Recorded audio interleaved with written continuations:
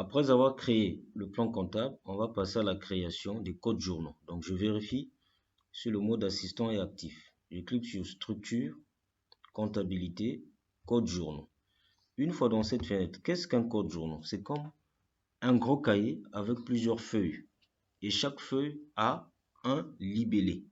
Donc, pour créer un code journal, OK, je vais cliquer sur nouveau. La première des choses, c'est sélectionner le type. Donc, moi, je commence par le journal des achats, le type achat. Ici, je lui donne un code, par exemple ACH. L'intitulé, je dis journal des achats. Donc, à tout moment qu'on va faire des opérations d'achat, c'est là où les écritures seront logées.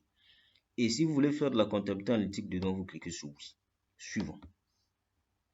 Fin. Donc, ici, on a un journal des achats qui est créé. Je clique encore sur nouveau. Je sélectionne le type. Je prends vente.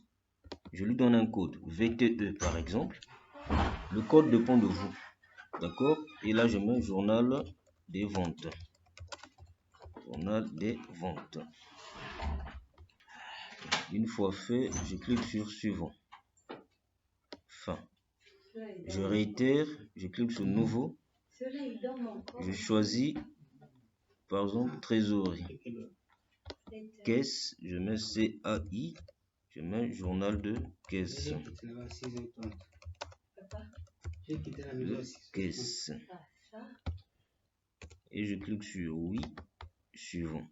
Cette fois-ci, ça me demande le compte de trésorerie. Je mets 57 11. Voilà. Je clique sur en contrepartie des enregistrements. Voilà. Enfin.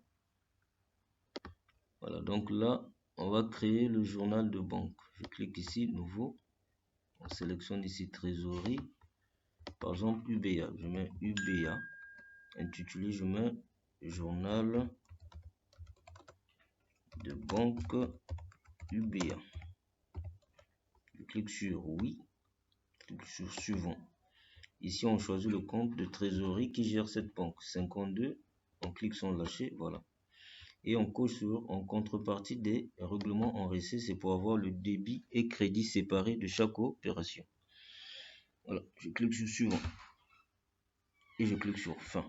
Donc ici, on a créé les différents codes journaux qui vont nous aider dans la gestion ou la manipulation de notre gestion commerciale. Merci, je ferme.